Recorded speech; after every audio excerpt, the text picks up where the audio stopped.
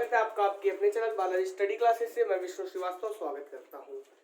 दोस्तों, हम लोगों का जो नदी तंत्र चल रहा था, नदी तंत्र में हम लोगों ने पढ़ लिया था, क्या पढ़ा था बता सकता है कोई?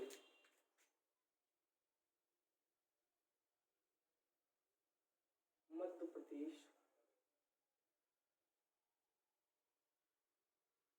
सामान,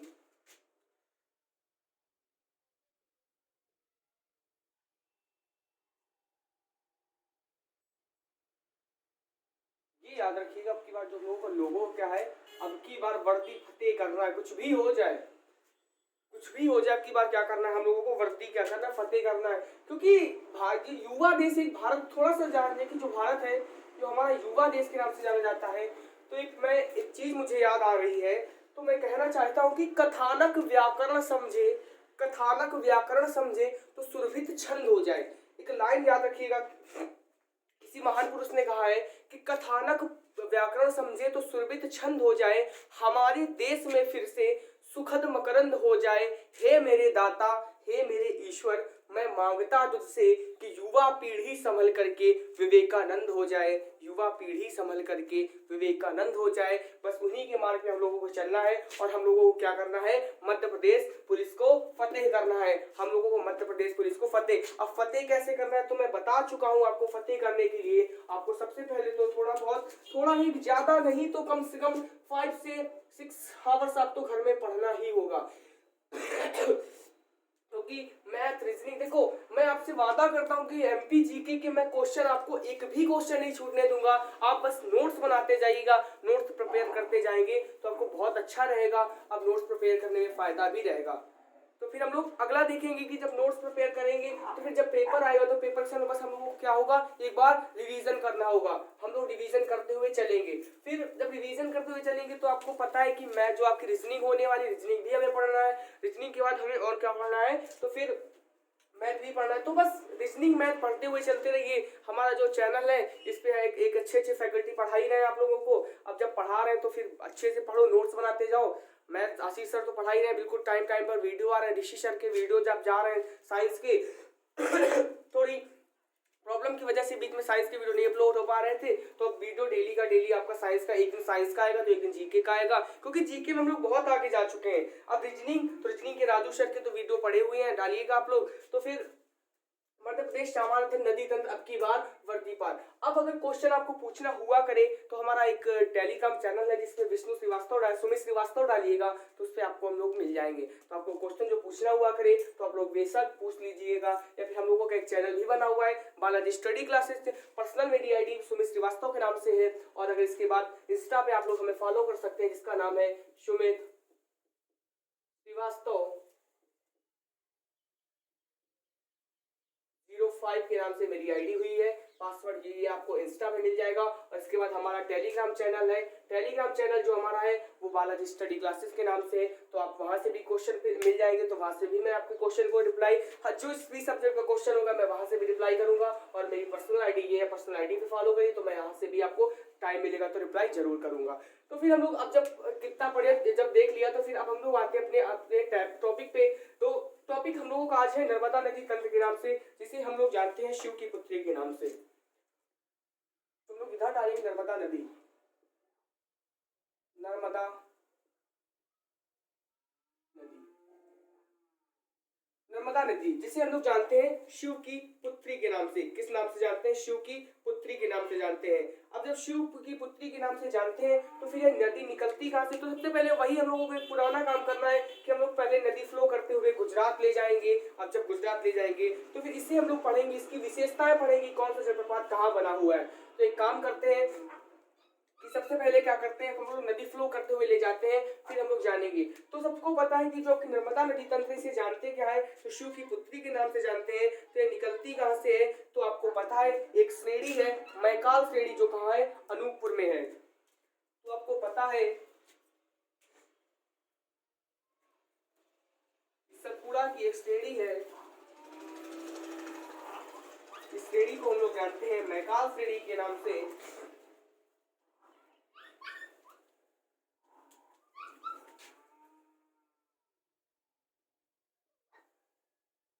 मैकाल श्रेणी के नाम से जानते हैं। इसी पे एक चोटी है, इस चोटी को भी आप लोग पता है, इस चोटी को हम लोग जानते हैं अमरकंटक के नाम से। ये किस जिले में है? तो ये आपकी होशंग अनूपपुर जिले में अमरकंटक चोटी है। तो मैकाल श्रेणी से आपकी निकली अमरकंटक, और है कहाँ पे? तो ये अनूपपुर जिले में है। और ये किससे है? तो कहाँ पे? पूर्व राजगढ़ में है। तो ये है कहाँ पे? राजगढ़ में। तो अब एक काम करते हैं, यहाँ से फिर एक जानते हैं कि यहाँ से हम लोगों को कौन सी नदी निकलती है। जब यहाँ से नदी निकलती है हमारी नर्मदा नदी तंत्र, आपको पता है कि एक बार थोड़ा सा और बता दें कि यहाँ से आपकी नदी निकलती है, और एक नदी निकलती है शोर नदी, जो बहते हुए यूपी में चली जाती है, शोर नदी।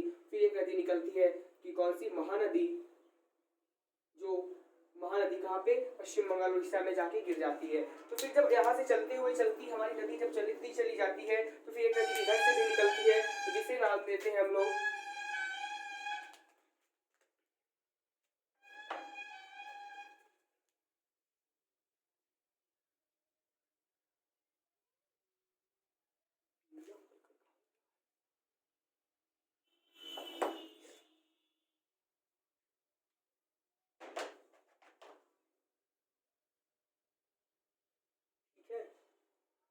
तो फिर एक नदी यहाँ से निकलती है हमारी,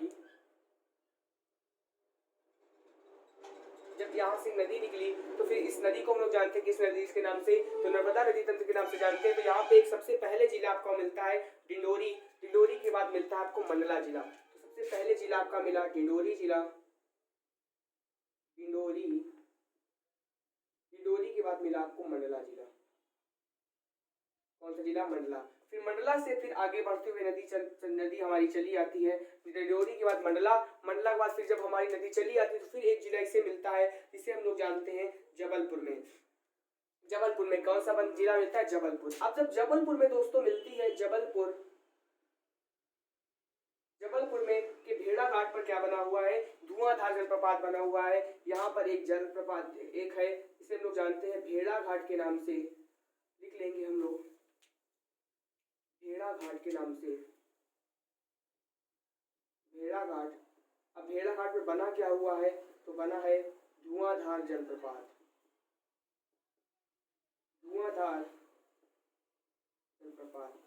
क्वेश्चन में आप लोग हमें बताइएगा कि जो वो तिंचाफल या फिर चूलिया जलप्रपात किस नदी पे बना हुआ है, मैं बता चुका हूं। तो आप लोगों को आशा करता हूं कि जलप्रपात पता होगा। ये आपका कौन सा है? तो धुआंधार जलप्रपात बना हुआ है। अब भेड़ा घाट पर फिर आगे चलती है, तो आगे अब हमारा जिला मिलता है नरसिंहपुर, आगे जिला एक मिलता है नरसिंहपुर। नरसिंहपुर के बाद ऊपर आपका आता है रायसेन। जब रायसेन क्रॉस करती है हमारी नदी तंत्र, तो जब हमारी रायसेन को क्रॉस करती है तो रायसेन के बाद क्या मिलता है? नर्मदापुरम। रायसेन के बाद जब और आगे चली जाती है, जब और आगे चली जाती है तो रायसेन के बाद आपका मिलता है नर्मदापुरम। नर्मदापुरम कौन सी नदी मिलती है? तो रायसेन के बाद नर्मदापुरम चली जाती है। नर्मदापुरम के बाद फिर आपको मिलता है कि नरसिंहपुर हो गया। नर्मदापुरम के बाद आपको जिला मिलता है हरदा। कौन सा मिलता है? हरदा। हरदा के बाद ऊपर यहाँ पे बसा हुआ है सीहोर, सीहोर भी मिलता है, इसी के तट पर बसा हुआ है। रायसेन, नरसिंहपुर, रायसेन, रायसेन भी यहाँ पे है। फिर नर्मदापुरम, फिर हरदा, हरदा के जस्ट ऊपर बसा हुआ है सीहोर, तो आपको जिला मिलता है सीहोर। तो सीहोर जब हरदा के पास एक नदी मिलती है आके, तवा नदी, जो निकलती है कालीभीत से। तवा नदी निकलती है, कौन सी नदी? तवा नदी। कौन सी दोस्तों? तवा नदी। तो यहाँ से एक नदी आती है तवा नदी,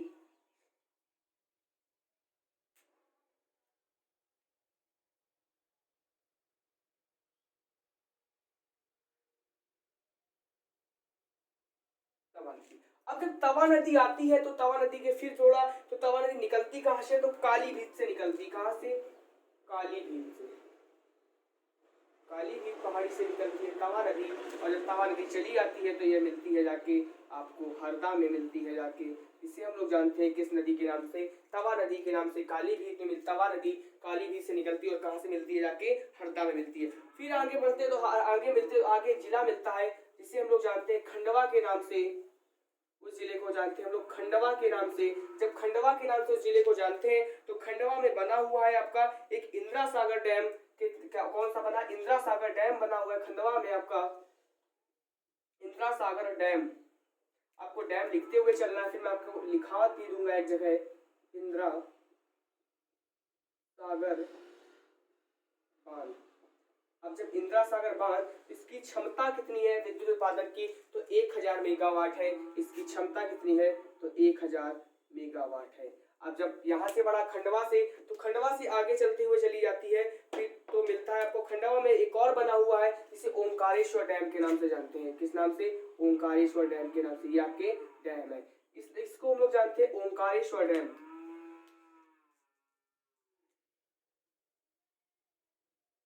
ओंकारेश्वर,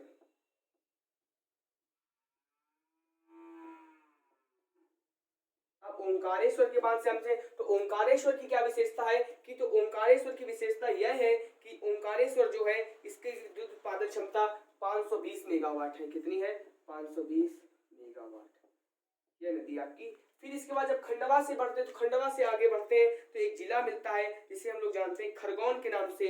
आगे एक जिला मिलता है जिसे हम लोग जानते हैं खरगोन के नाम से। तो खरगोन में भी एक जल बना हुआ है, पहले जिला का नाम हम लोग लिखेंगे खरगोन के नाम से।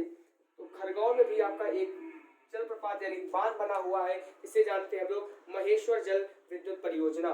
महेश्वर जल विद्युत परियोजना, महेश्वर जल विद्युत परियोजना। इसकी विद्युत उत्पादन क्षमता कितनी है, तो वो है आपकी 400 मेगावाट। ये आपको याद करते हुए चलना है दोस्तों, क्योंकि क्वेश्चन पूछा जाता है। फिर मैं आपको बता देता हूँ, एक एक जिले का नाम याद करते हुए चलना है। महेश्वर जलप्रपात, फिर इसके बाद आपका खरगोन के बाद आपको जिला मिलता है बड़वानी। खरगोन के बाद आपको जिला मिलता है बड़वानी। अब जब बड़वानी जिला मिलता है तो ऊपर आपको मिलता है धार जिला। धार जिला के बाद आपको एक जिला मिलता है जिसे हम लोग जानते हैं अलीराजपुर के नाम से। अलीराजपुर के नाम से हम लोग जानते हैं कौन सी किस जिले को, अलीराजपुर के नाम से जानते हैं। फिर इसके बाद हमारा जो फिर महाराष्ट्र में पहुंच जाती है। जब महाराष्ट्र में पहुंचती है, फिर एक नदी ऐसा करके जब ये क्या होती है कि अलीराजपुर से निकलती है महाराष्ट्र में जाती है, तो नीचे आपको क्या मिलता है, महाराष्ट्र मिलता है। फिर जब महाराष्ट्र में जाती है तो फिर अभी बताएंगे कि महाराष्ट्र गुजरात में 74 किलोमीटर फ्लो होती है। 74 किलोमीटर गुजरात महाराष्ट्र में फ्लो होती है। फिर जब महाराष्ट्र गुजरात में जाती है तो फिर यहाँ से ऊपर निकल जाती है किस नदी के नाम से, एक नदी निकल जाती है। फिर यहाँ से क्या होता है कि गुजरात में चली जाती है, गुजरात में ऐसे चली जाती है। तो यहाँ पे एक बांध डैम बना हुआ है जिसे हम लोग जानते हैं गुजरात में सरदार सरोवर डैम के नाम से। महाराष्ट्र के बाद गुजरात में जाती है, गुजरात में बना हुआ है सरदार सरोवर बांध के नाम से। सरदार सरोवर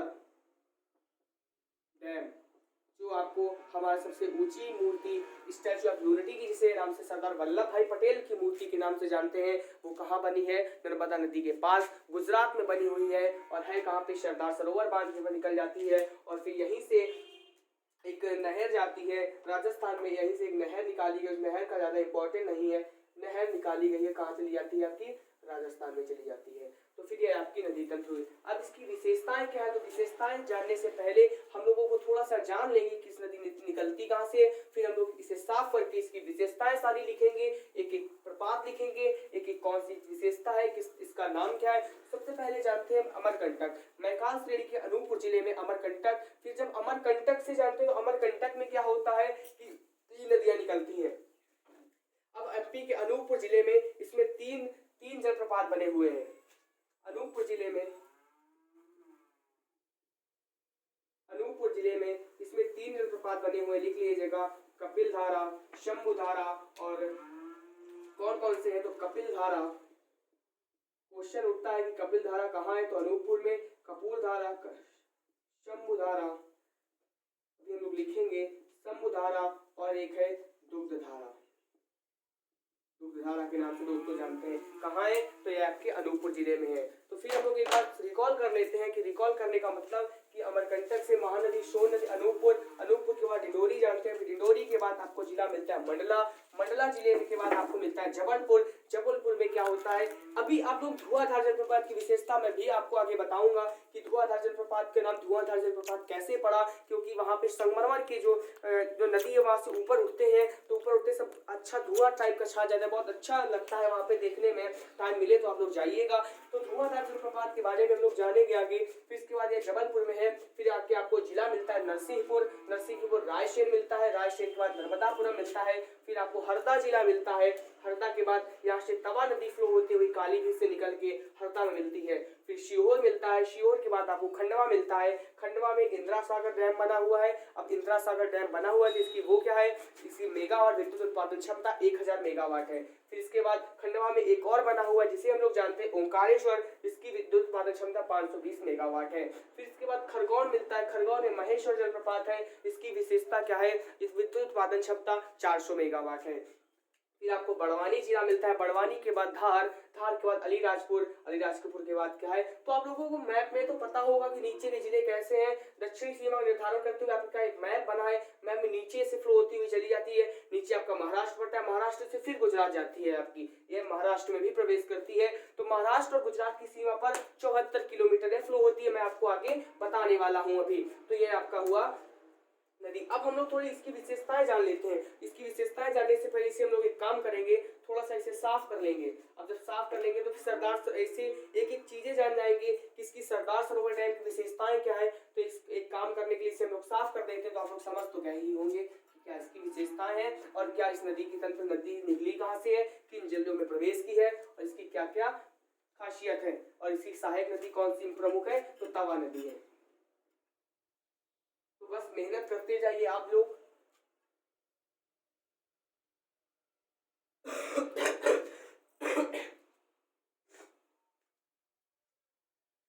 6 मार्च को पेपर है आप लोगों का, तो बस ज्यादा दिन बचे नहीं है।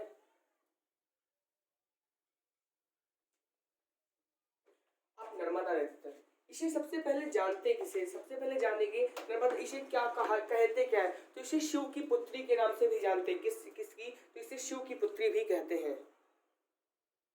तो ठीक है ना। तो हम लोग जानते हैं इसकी लंबाई। तो सबसे पहले इसकी लंबाई देखते हैं हम लोग, नर्मदा तट की लंबाई, फिर वो बढ़ते हुए चलेंगे। अब इसकी लंबाई कितनी है, तो इसकी लंबाई हो रही है हमारी, इसकी लंबाई कितनी होती है, तो 13-12 किलोमीटर, 1312 किलोमीटर। अब आप लोगों को सबकी प्रॉब्लम होती है कि बोलता है कि सन नहीं याद होते, कि कौन सा सन किस इसी में होता है।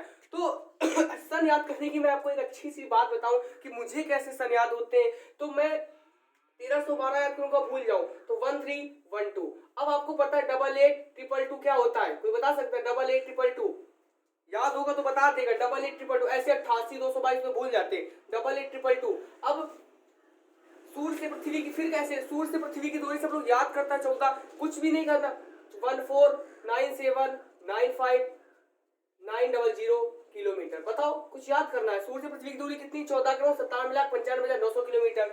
बहुत प्रॉब्लम होती है। सूर्य से चंद्रमा से दूरी तो कितनी है, 384,000 किलोमीटर। बताओ याद हो गए, 3,84,000 किलोमीटर। आप लोग ऐसे याद करिएगी, इंग्लिश में याद करिए तो आप लोगों को पक्का, मैं गारंटी लेता हूँ आप लोगों को अवश्य याद होंगे। ऐसे सन याद किए जाते हैं। कोई कहता है भूलोगे नहीं, जब एक बार रिवीजन करोगे, करते अभ्यास से जड़ मत हो सुजान, तो सब लोगों ने पता होगा practice man became a perfect man. आप जितनी से ज्यादा प्रैक्टिस करेंगे, आपको वही प्रैक्टिस उतनी ज्यादा आपको परफेक्ट बनाएगी और दुनिया का आपको एक महान इंसान बनाएगी। तो आप लोगों को महान इंसान बनना है तो आपको क्या कीजिए, प्रैक्टिस करिए, ज्यादा से ज्यादा प्रैक्टिस करिए। आप लोग 100 सोर्सेस मत पढ़िए, 10 सोर्सेस पढ़िए, लेकिन 100 बार पढ़िए। मैं फिर बोल रहा हूं आपसे, आप लोग 100 सोर्सेस मत पढ़िए, 10 सोर्सेस पढ़िए, लेकिन 10 सोर्सेस को 100 बार पढ़िए। आपका उतने में काम चल जाएगा। एक जगह गड्ढा, 100 जगह गड्ढे को 1-1 मीटर खोदने से पानी नहीं निकलता है। किसका कथन है तो आप लोगों को पता होगा, लेकिन एक जगह 100 फीट गड्ढा खोदने से क्या होता है, पानी निकल आता है। तो दोस्तों मैं आपको फिर से एडवाइस दे सकता हूँ, आपके छोटा हूँ, आपसे बराबर का हूँ, तो आपको एडवाइस दे सकता हूँ कि क्या करिए कि आप लोग 100 सोर्सेस मत पढ़िए, 10 सोर्सेस पढ़िए, लेकिन 100 बार पढ़िए। आपको गारंटेड बता रहा हूँ, आपको सफलता अवश्य आपके कदम चूमेगी। तो अब जो मैं कह रहा हूँ उतना आप करिए। आपको सन याद करने तो 1312 किलोमीटर। अब फिर जब इसकी लंबाई है, अब इसकी लंबाई एमपी में कितनी है। अब इसकी जो लंबाई की बात करते हैं तो एमपी में इसकी लंबाई है 1077 किलोमीटर, 1077 किलोमीटर इसकी लंबाई है।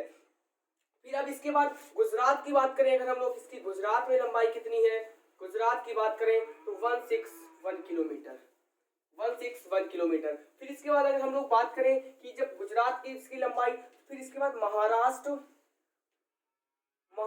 प्लस का, महाराष्ट्र और गुजरात में सीमा पर जो बहती है उसकी है 57 किलोमीटर। बताओ कुछ याद कठिन है? बस हम लोग क्या करना है, रिवीजन करना है। क्या रिवीजन करना है कि 57 किलोमीटर 1077 हाँ सॉरी 674 किलोमीटर, ठीक है ना। तो अब इसको जोड़ लेंगे तो आपको ये पूरी आ जाएगी 13-12। तो जोड़ने के बाद आपको मैं बता दूं कि एमपी में कितनी, तो 1077, गुजरात प्लस महाराष्ट्र 74 किलोमीटर, फिर इसके बाद इसे क्या बोलते हैं, गुजरात की 16 किलोमीटर। अब इस नदी की एक विशेषता है, किसे लाइफ लाइन ऑफ एमपी कहा जाता है। क्या कहा जाता है? लाइफ लाइन ऑफ एमपी तथा गुजरात इसे मध्य प्रदेश की जीवनदायिनी भी कहा जाता है, और life line of Gujarat, life line of Gujarat कहा जाता है। क्या कहा जाता है? Life line of MP, life line of Gujarat, यानी मध्य प्रदेश की जीवनदायिनी और गुजरात की भी जीवन रेखा कहा जाता है। गुजरात की जीवन रेखा और एमपी की जीवन रेखा किस नदी को कहा जाता है? क्वेश्चन तो आपका पूछा जाएगा। एमपी की गंगा तो बेतवा नदी तक को कहते हैं, लेकिन हमें पूछ दे कि लाइफ लाइन जीवन रेखा एमपी की तो किस नदी को? नर्मदा नदी को कहते हैं। और पूछते कि गुजरात की कितनी है, तो कितनी है? नर्मदा नदी की। गुजरात की पूछते तो गुजरात की जीवन रेखा किसे बोलते हैं? तो नर्मदा नदी तंत्र को बोलते हैं। बस याद हो गया। फिर एक अगला आता है कि यह नदी सतपुड़ा और विंध्याचल पर्वत के मध्य है। यह नदी जो है कौन सी, जो हम लोग यह नदी पढ़ रहे थे सतपुड़ा, और स्थिति इसकी देखते हैं सतपुड़ा पर्वत श्रृंखला और विंध्याचल पर्वत श्रृंखला के बीच है।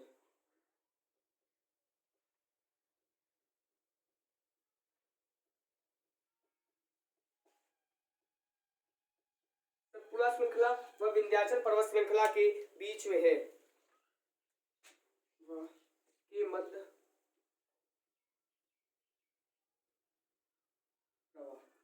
इसकी एक और विशेषता है इस नदी की कि यह क्या करती है, नर्मदा नदी तंत्र एक किसकी विशेषता है कि यह भ्रंश घाटी का निर्माण करती है। यह भ्रंश घाटी का निर्माण करती है। यह नदी क्या करती है? भ्रंश घाटी का निर्माण करती है। क्वेश्चन उठेगा निम्न में से कौन भ्रंश घाटी का निर्माण करती है, तो के ऑप्शन होंगे नर्मदा नदी, सोन नदी, चंबल नदी और गंगा नदी। तो आपको क्या करना है, कौन सी करती है? तो नर्मदा नदी क्या करती है? भ्रंश घाटी का निर्माण करती है। इसका प्रवाह देखते हैं, तो प्रवाह कहाँ होता है? इसका प्रवाह अगर देखेंगे तो राज्य कौन कौन से इसके प्रवाह के लिए राज्य प्रवाह इसका 3 राज्यों में होता है। 3 राज्य, तो 3 राज्य आपको पता है कहाँ, एक एमपी में होता है, एक आपका महाराष्ट्र में होता है, एक आपका गुजरात में होता है। इसकी लंबाई कितनी है? तो 1312 किलोमीटर। तो जिसमें गुजरात एमपी में कितनी, फिर हम लोग एक बार लिखेंगे 10 से 77 किलोमीटर, यहाँ लिखेंगे तो कितनी है 57 किलोमीटर, यहाँ पे कितनी है 161 किलोमीटर या 74 किलोमीटर। इस दोनों को मिला के 74 किलोमीटर फ्लो होती है। तो ये आपकी इसकी लंबाई हुई। अब प्रवाह हुआ। अब फिर एक इसमें देखेंगे कि अनूपपुर जिले में 3 जलप्रपात बने हुए हैं। अनूपपुर जिले में 3 जलप्रपात बने हुए हैं। 3 जलप्रपात किस नाम से जानते हैं अनूपपुर जिले में? तो लिखेंगे अनूपपुर जिले के 3 जलप्रपात। तो आपको बता चुका हूँ 3 जलप्रपात कौन कौन से हैं, तो आप लोगों को पता होगा। अनूपपुर जिले में 3 जलप्रपात, कपिल धारा, शंभुधारा और दुग्ध धारा। कौन कौन सा है? तो कपिल धारा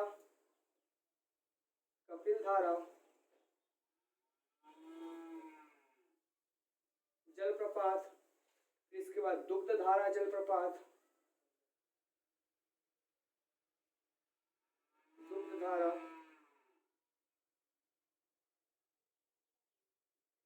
इसके बाद शंभुधारा।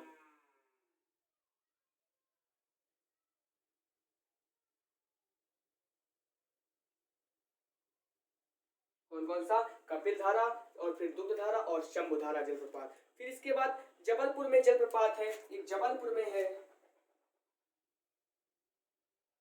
जबलपुर की बात करें तो भेड़ाघाट नामक स्थान पर, जिसे हम लोग जानते हैं धुआंधार जलप्रपात। तो किस स्थान पर है? तो लिख लेना भेड़ाघाट खेड़ा घाट स्थान पर कौन सा है? तो याद रखिएगा धुआंधार जलप्रपात, जिसे हम लोग जानते हैं धुआंधार जलप्रपात के नाम से।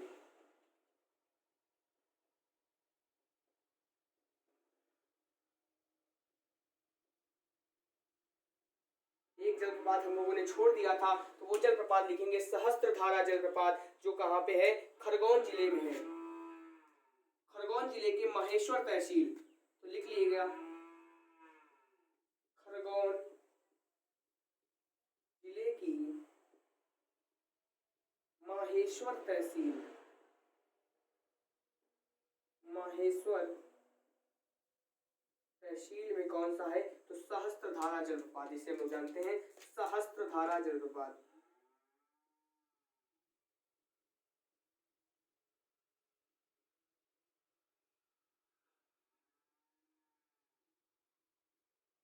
सहस्त्रधारा जलप्रपात क्या खरगोन जिले में कौन कौन सी है? तो खरगोन के माहेश्वर तहसील में कौन सी है? तो आप लोगों को तहसील भी याद रखना होता है कि खरगोन जिले की माहेश्वर तहसील में कौन सी है? तो सहस्त्रधारा जलप्रपात के नाम से जानते हैं।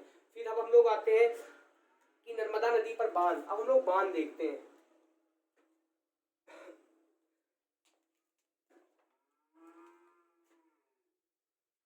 बांध, बांध की चर्चा जब करेंगे, तो बांध की जब चर्चा करेंगे तो कौन कौन से आपको पता है? 3 जिले हैं आपके। 3 जिले में कौन कौन से? एक आपका जिला आपका मिलता है खंडवा, खंडवा के बाद फिर एक खंडवा में है और फिर दूसरा है खरगोन में,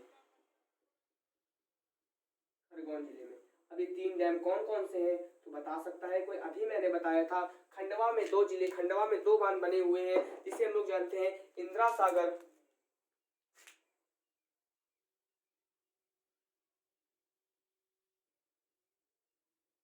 इंदिरा सागर बांध के नाम से।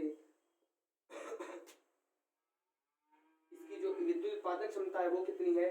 तो 1000 मेगावाट। दूसरा है ओंकारेश्वर, ओंकारेश्वर डैम। कौन कौन से? इंदिरा सागर, इंदिरा सागर के बाद ओंकारेश्वर, ओंकारेश्वर के बाद कौन सा है? ओंकारेश्वर बांध, ओंकारेश्वर जल विद्युत परियोजना, जल विद्युत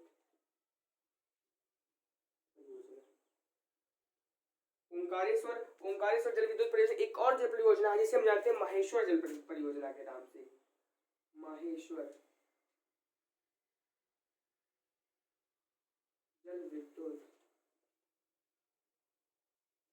परियोजना। अब इनकी विद्युत उत्पादन क्षमता देखते हैं कितने मेगावाट है। तो जो ओंकारेश्वर जल विद्युत परियोजना है, इसकी अगर हम लोग देखें तो 520 मेगावाट है। कितनी है? 520 मेगावाट है दोस्तों, 520 मेगावाट। और इसकी कितनी है? 400 मेगावाट।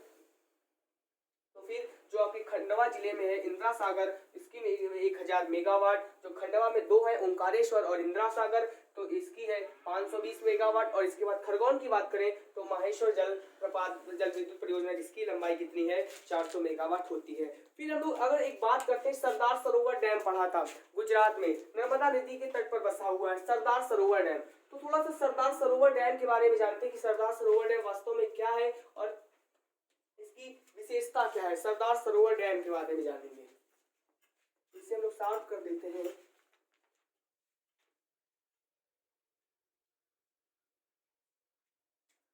लिखेंगे, फिर मैं आपको बता दूं life line of MP Narmada, life line of Gujarat यानी नर्मदा गुजरात की जीवन रेखा और नर्मदा की मध्य प्रदेश की जीवन रेखा। नर्मदा को जानते हैं तो आप लोग थोड़ा थोड़ा बस पढ़ते जाइए, एक एक चीज पॉइंट क्लियर करते हुए चलिए। फिर हम लोग जानेंगे क्या, अब हम लोग बोल रहे थे क्या, किस नाम से? तो सरदार सरोवर डैम, सरदार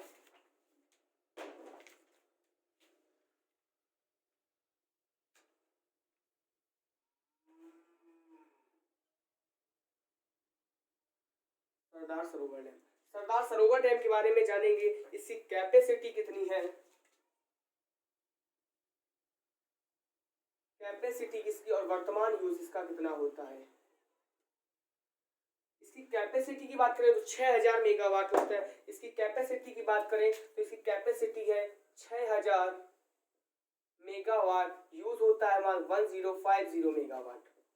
तो आपका क्वेश्चन पूछा जा सकता है व्यापम में कि क्या जो माफ करिएगा सरदार सरोवर डैम है इसकी कैपेसिटी कितनी है। तो इसकी कैपेसिटी है दोस्तों 6000 मेगावाट, लेकिन इसका वर्तमान में यूज कितना होता है। तो इसका वर्तमान में यूज होता है आपका सिर्फ 1050 मेगावाट, कितना 1450 मेगावाट इसका वर्तमान में यूज होता है। फिर एक क्वेश्चन आता है कि 3 राज्यों की भागीदारी, इससे भागीदारी कितनी है, 3 राज्यों की भागीदारी है, 3 राज्यों की भागीदारी। अब 3 राज्यों की भागीदारी कौन कौन से है, तो आपको पता है एमपी प्लस का गुजरात प्लस महाराष्ट्र।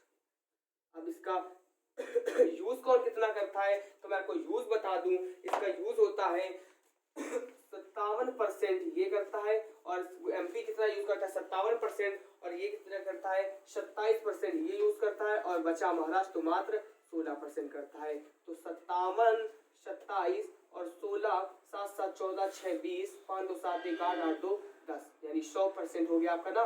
100% में क्या होता है, अपने आप में कोई भी चीज 100% होती है। तो एमपी आपका करता है 57%, गुजरात करता है 27, महाराष्ट्र करता है 16%। अब इसकी सहायक नदियों की बात करें तो 41 इसकी सहायक नदियां, कितनी इसकी 41 सहायक नदियां हैं, जो 39 सहायक नदियां एमपी की हैं, गुजरात की 2 सहायक नदियां हैं जिसे हम लोग जानते हैं ओरसन और करजन नदी के नाम से। महाराष्ट्र की इसकी कोई सहायक नदी नहीं है, इसकी महाराष्ट्र की कोई सहायक नदी नहीं है। तो हम लोग लिखेंगे 39 नदियां, कुल सहायक नदियों की बात करेंगे तो 41 इसकी सहायक नदियां हैं।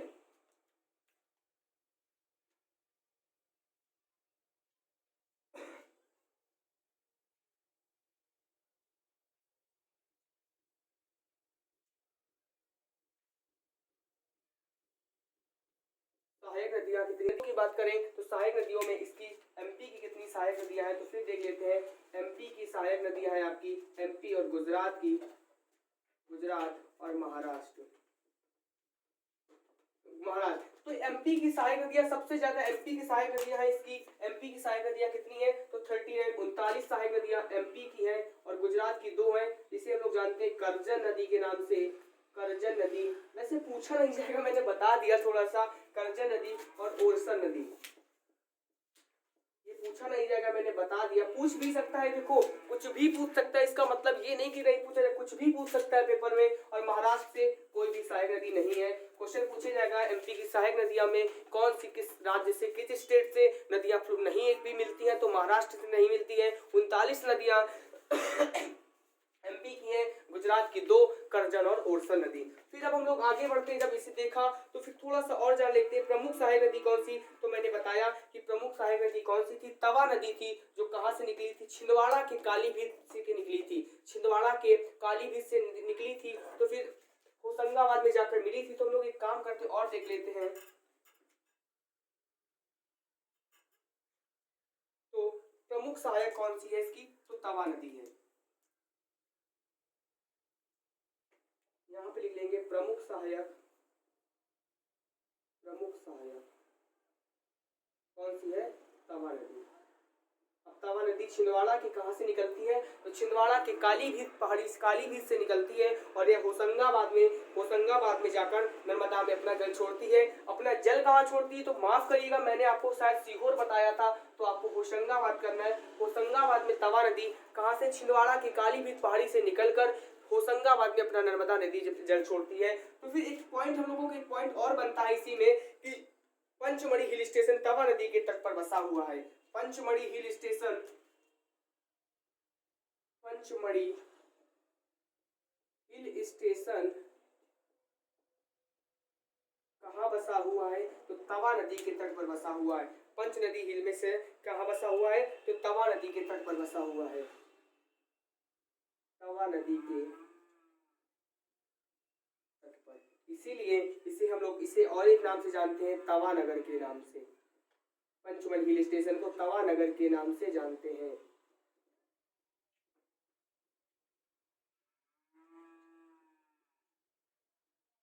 तवा नदी के नाम, तवा नगर के नाम से जानते हैं किसे, पंचमढ़ी हिल स्टेशन को।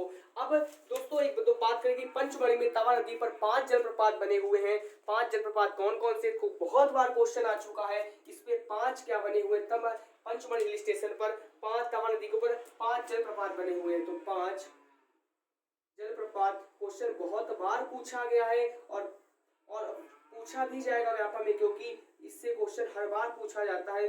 तो 5 हम लोग एरो बना दी। अब 5 जलप्रपात कौन कौन से हैं, तो एक आपका डचेस है, कौन कौन सा, एक आपका डचेस जलप्रपात है, याद रखना, बहुत है, बहुत सरल है डचेस। तो मैं इतना लिखे दे रहा हूँ, जल प्रपात, डचेस जलप्रपात, आपका रजत जलप्रपात है, रजत जलप्रपात, आपका जमुना जलप्रपात है, कौन कौन सा है, तो आपको डचेस है, रजत जलप्रपात है, जमुना है और अप्सरा जलप्रपात है और वीफाल है। अप्सरा जलप्रपात और वीफाल जलप्रपात, वीफाल जलप्रपात। तो आपको एक काम करना है, 5 कौन कौन से, तो मैं आपको याद करा देता हूँ। सबसे पहले डचेस, फिर रजत, फिर रजत से पहले डचेस हुआ, डचेस के बाद आपका रजत हुआ, रजत के बाद आपका अप्सरा हुआ, अप्सरा के बाद जमुना हुआ, फिर आपका विफाल हो गया। 5 जलप्रपात आपकी ये हो गए। किस पे है, तो पंचमढ़ी हिल स्टेशन पे बसा हुए हैं। अब जहाँ पे तवा और नर्मदा नदी का मिलन होता है, जहाँ पर तवा प्लस नर्मदा नदी होशंगाबाद में मिलती है, उस स्थान को हम लोग बांद्रा भान के नाम से जानते हैं। बहुत बार क्वेश्चन पूछा जा चुका है, उस पूछे जाने की संभावना भी है, बांद्रा भान के नाम से जानते हैं। तो ये मिलते कहाँ, तो ये सबसे पहले हम लोग जानेंगे कहाँ मिलती है, तो आपको बता चुका हूँ, होशंगाबाद में मिलती है। कहाँ पे, होशंगाबाद में। अब होशंगाबाद में ही आपका ये बना हुआ है कि नर्मदा तवा जहाँ मिलते हैं उस स्थान को क्या कहते हैं। जैसे कि मैंने बताया था उज्जैन और उज्जैन जहाँ पे मिलता, नौनेरा में मिलती थी, तो इसी प्रकार तवा नर्मदा बांद्रा भान में मिलती है। बांद्रा भान बना कहाँ हुआ है, तो आपका होशंगाबाद में बना हुआ है। अब उस स्थल को बांद्रा भान के नाम से जानते हैं। फिर इसकी अन्य नदी, इसके नर्मदा नदी की अन्य नाम क्या है, अन्य नाम के नाम से जानते हैं। इसकी नर्मदा नदी के अन्य नाम क्या कौन कौन से हैं, नर्मदा नदी के अन्य नाम के नाम से जानते हैं। अन्य नाम, इसका अन्य नाम एक प्यारा सा है मैकल सुता, एक सबसे अच्छा, इसे मतलब ज्यादा चर्चित है मैकल सुता, नाम है इसका मैकल सुता। मैकल सुता किसे बोलते हैं, तो अन्य नाम में आपको नर्मदा नदी को बोलते हैं। फिर इसे एक नामोदास और आनंदमयी, नामोदास, जैसे चंबल नदी का चारमान्यवती, धर्मावती और चरमावती था, इसे नामोदास के नाम से जानते, और आनंदमयी के भी नाम से जानते हैं, आनंदमयी। और इसे रैया क्या बोलते हैं, इसे और एक नाम से जानते, रेवा और भता के नाम से भी जानते, रेवा भता। पूछा जाएगा क्वेश्चन कि भता किसका नाम है, अन्य किस नदी का उपनाम है, तो उपनाम किसका है, तो नर्मदा नदी का। कौन कौन से, तो मैकल सुता हुआ आपका, कौन सा हुआ, रेवा हुआ, भता हुआ, फिर इसका भता के बाद आनंदमय हुआ, आनंदमय हुआ, फिर नामोदास। पंचमढ़ी हिल स्टेशन 5 कौन कौन से हैं, तो आपको पता है, आपको रजत मिलेगा, अप्सरा मिलेगा, जल, और फिर आपका जमुना मिलेगा। जमुना के बाद आपका कौन सा मिलेगा, रजत मिलेगा, डचेस मिलेगा, अप्सरा मिलेंगे। 5 जलप्रपात हुए। अब ये फिर नर्मदा नदी पर गुजरात में भारत का सबसे बड़ा केबल ब्रिज बना है। नर्मदा नदी पर गुजरात का सबसे बड़ा केबल ब्रिज बना है, जिसकी लंबाई 1344 मीटर है। कितनी है, सबसे लंबा ब्रिज, केबल ब्रिज कहाँ बना है, तो गुजरात में बना हुआ है। किस नदी पर, नर्मदा नदी पर बना हुआ है, जिसकी लंबाई 1350 मीटर है। एक पॉइंट और लिख लीजिएगा, मुझे याद आ रहा है किसका पॉइंट, ये एस्चुरी का निर्माण करती है, एस्चुरी का, बता भी चुका हूँ शायद, ये एस्चुरी का निर्माण करती है, एस्चुरी का निर्माण, एस्चुरी का निर्माण करती है। केबल ब्रिज की लंबाई कितनी है, केबल ब्रिज 1344 मीटर। यह बना कहाँ हुआ है, तो आपका बना है गुजरात में। किस नदी पर है, तो ये नदी का नाम है नर्मदा नदी। तो फिर एक बार हम लोग इसको पुनः रिकॉल कर लेते हैं इस नदी के बारे में कि नर्मदा नदी में क्या हुआ। इस लंबाई 1312 किलोमीटर, 1070 इसकी लंबाई, एमपी में, महाराष्ट्र में इसकी लंबाई, महाराष्ट्र गुजरात में मिक्स में 74 किलोमीटर बहती है, और फिर गुजरात में 161। इसी वजह से इसलिए एमपी की lifeline of MP, lifeline of Gujarat, यानी गुजरात की जीवन रेखा और मध्य प्रदेश की जीवन रेखा के नाम से भी दोस्तों से जानते हैं हम लोग। फिर आप सरदार सरोवर डैम के बारे में जाना, तो इसकी डैम में कैपेसिटी कितनी है, तो 6,000 मेगावाट, और इसका वर्तमान यूज 1050 मेगावाट होता है। 3 राज्यों की भागीदारी है, 3 राज्यों में 57% भाग हमारा एमपी का है, हमारे प्रदेश का 27% भाग इसका गुजरात का है, और सिर्फ 16% भाग महाराष्ट्र का है। सतपुड़ा और विंध्याचल पर्वत के मध्य हमारी जो नर्मदा नदी प्रवाहित होती है। फिर पंचमढ़ी हिल स्टेशन, इसमें अनूपपुर जिले में 3 जलप्रपात बने हुए हैं, कपिल धारा, शंभु धारा, दुग्ध धारा जलप्रपात के नाम से। फिर पंचमढ़ी तवा नदी के तट पर बसा हुआ है, नर्मदा तवा का जहां मिलन होता है उसे बांद्रा भान के नाम से जानते हैं। यह है कहाँ पे, तो होशंगाबाद में है। कहाँ पे है, होशंगाबाद में आपका यह मिलती है। फिर इसके बाद क्या बताया, पंचमढ़ी हिल स्टेशन कहाँ पे, तवा नदी के पास बसा हुआ है। तवा नदी निकलती कहाँ से, तो मैंने बिल्कुल अभी बताया था कि छिंदवाड़ा की काली भीत से तवा नदी निकलती है, और ये आपकी जाते हुए होशंगाबाद में मिल जाती है।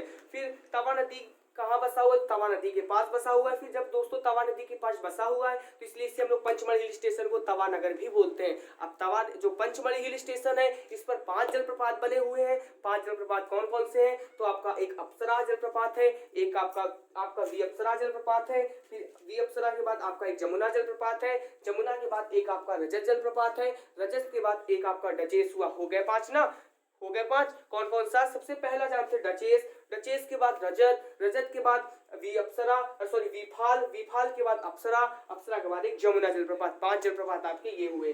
फिर इसके अन्य नाम कौन कौन से, तो एक नाम सबसे ज्यादा आनंद सोचने होता है, तो आनंदमयी, आनंदमयी के बाद मैकल सुता, मैकल सुतल के बाद रेवा, रेवा के बाद भता, भता के बाद नामोदास के नाम से इसके उपनाम है। फिर यह एस्चुरी का निर्माण करती है, और केवल ब्रिज किसकी, नर्मदा नदी पर गुजरात में केवल ब्रिज बना हुआ है। अब जब केवल ब्रिज बना हुआ है, तो इसकी क्या, केवल ब्रिज की खासियत क्या, इसकी लंबाई 1344 कितनी है, 1344 गुजरा मीटर है। अब प्रवाह इसका 3 राज्यों में होता है, जो नदी है नर्मदा नदी, इसका प्रवाह 3 राज्यों में होता है। 3 राज्य कौन कौन से हैं, तो आपका बताया मध्य प्रदेश, गुजरात और महाराष्ट्र में होती है।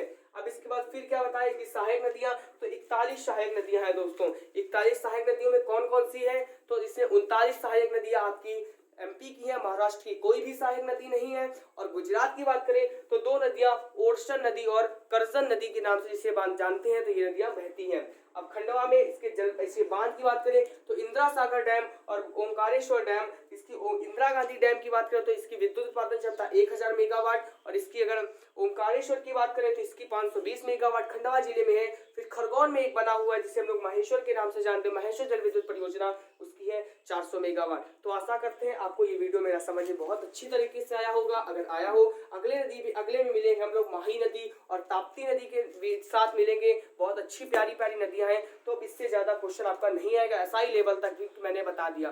तो मिलते हैं अगले वीडियो में। चैनल को लाइक करें, सब्सक्राइब करें और बेल आइकन दबाना